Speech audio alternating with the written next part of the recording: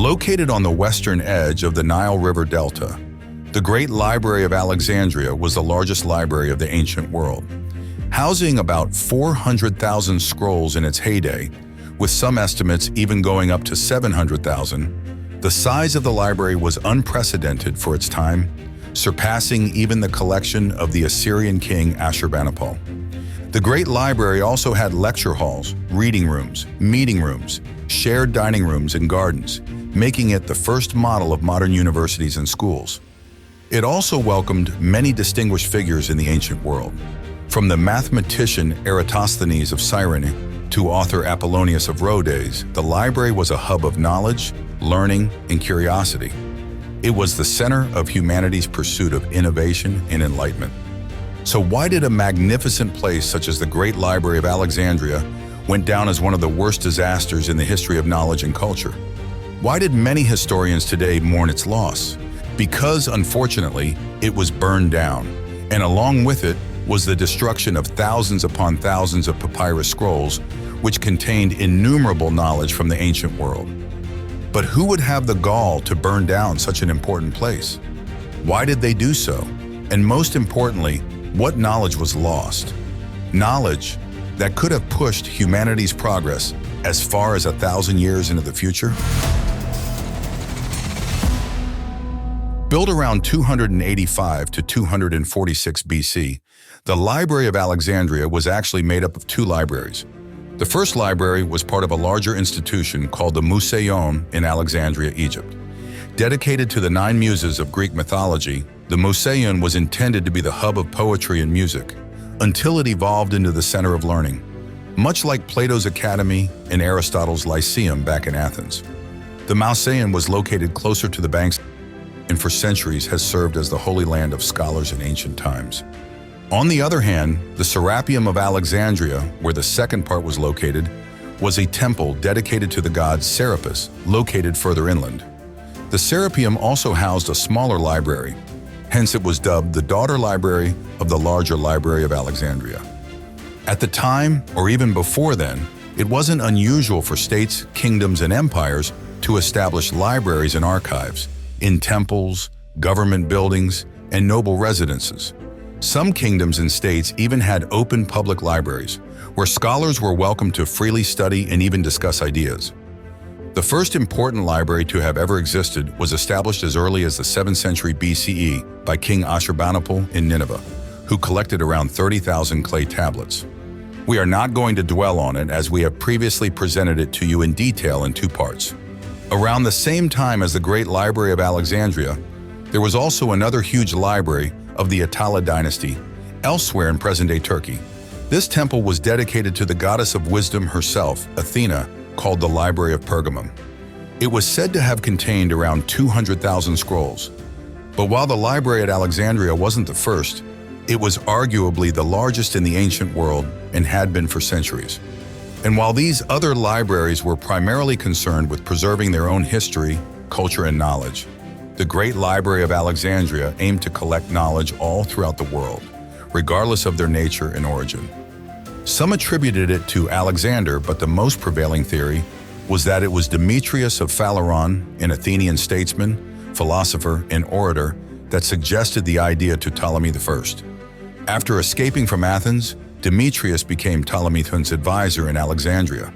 Planning might have started during the reign of Ptolemy I, but the building itself didn't begin until his son, Ptolemy II Philadelphus, took over. Decades later, the Serapeum was built in the time of Ptolemy III. The first several Ptolemaic kings were highly supportive of the library. Not only they fund and protect the Great Library, but they also invited scholars, including foreigners, to study in the institution. The scholars even received a large sum of money, free lodging, and food, since they technically would be under the employ of the king. With their basic needs provided, they had all the time in the world to dedicate themselves to research. The library hosted hundreds of scholars in its heyday.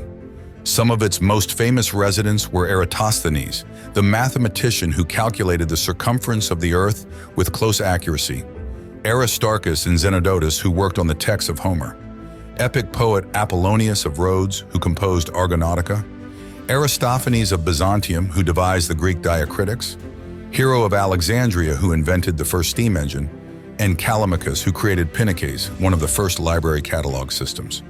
Scholars studied every discipline known to the ancients that time, from philosophy to literature, to mathematics, to technology, and even medicine. But how did the library amass a massive collection in the first place? The answer lies in the aggressive collection tactics employed by the authorities. According to stories, ships that docked in Alexandria were required to hand over any scrolls in their possession. The scholars would then take it, copy it word for word, and then, get this, return the copy back to the owner. The original would then be kept by the library. The library did indeed house a great number of scrolls, not just from Greece, Egypt, and Rome, but also from beyond. It was said that it even had Chaldean and Hebrew scrolls, including one scroll about the history of Babylonia, the Septuagint, in the Pentateuch. It even had texts about Zoroastrianism and Buddhism.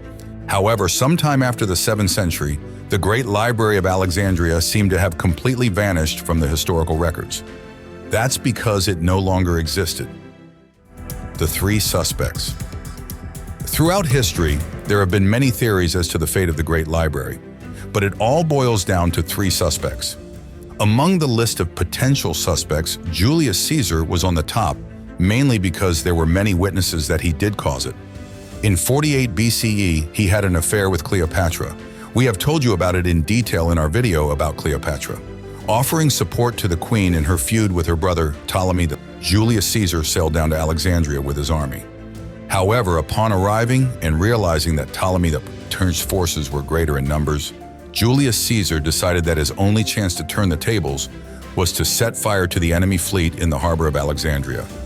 That gave Caesar the upper hand, but it also resulted in widespread destruction. And the biggest collateral damage? It was the Library of Alexandria. According to historical reports, the fire destroyed a significant portion of the library. Caesar was silent about the matter, but later historians claimed he regretted its destruction. Did Julius Caesar destroy the Library of Alexandria? In part, yes. While he did burn down parts of the library, records show that it still existed for centuries after that. However, the damage caused by the siege was big enough that it might have contributed to the decline of the library. Fast forward to 391 CE. The Roman Empire embraced Christianity as its main and only religion. Emperor Theodosius I ordered the destruction of all traces of paganism in the empire, including temples in Alexandria.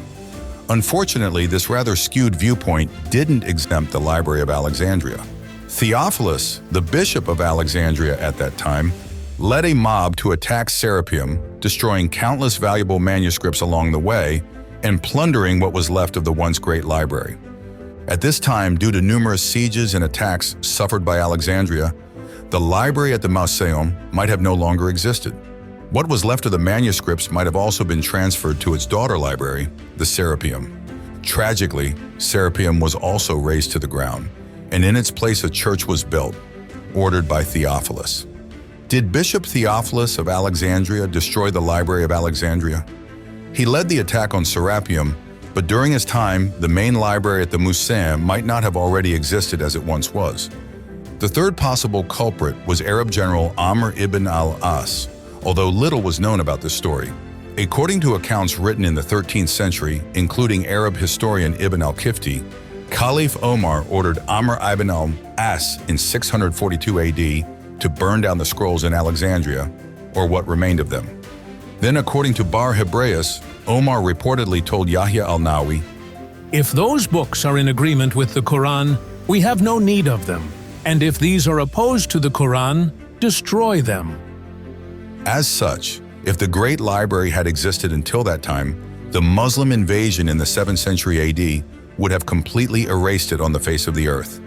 But did Amr ibn al-As really destroy the Library of Alexandria? Most likely no. There is no real record of the event mentioned, apart from later claims by Arab historians of the late Middle Ages. But these accounts may well have been fabricated. Between the 11th and 12th centuries, the Crusades were at their height.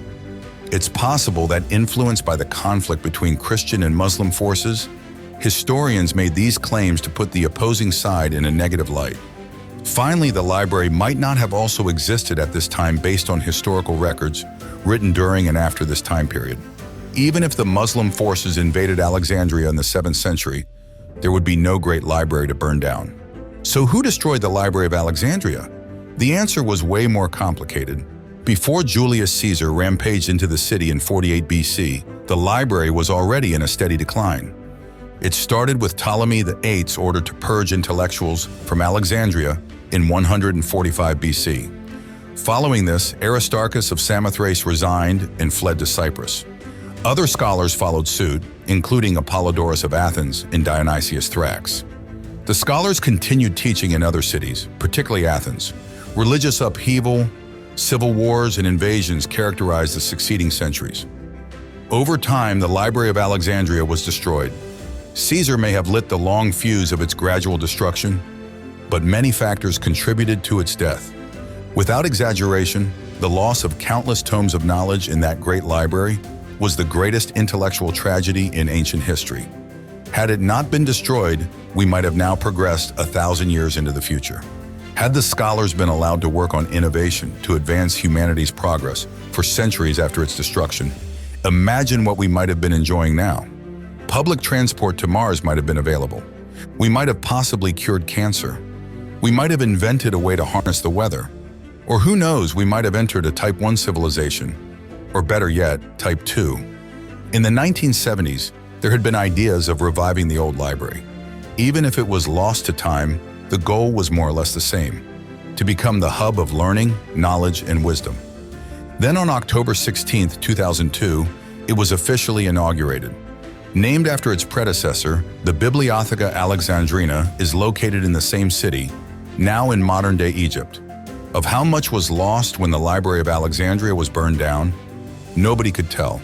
We could only hope that the most important manuscripts were copied and distributed in other cities, which was actually very likely. Unfortunately, only the sands of time know what was lost that we never knew about. Instead, today we have such artifacts that are deliberately being covered up by governments so that they don't overturn civilizational evolution. Such is the story of Noah's plate, the world's most precious artifact, kept secret and dusty in a safe in Bulgaria. Just click the thumbnail on the screen now, and we'll see you there in a second.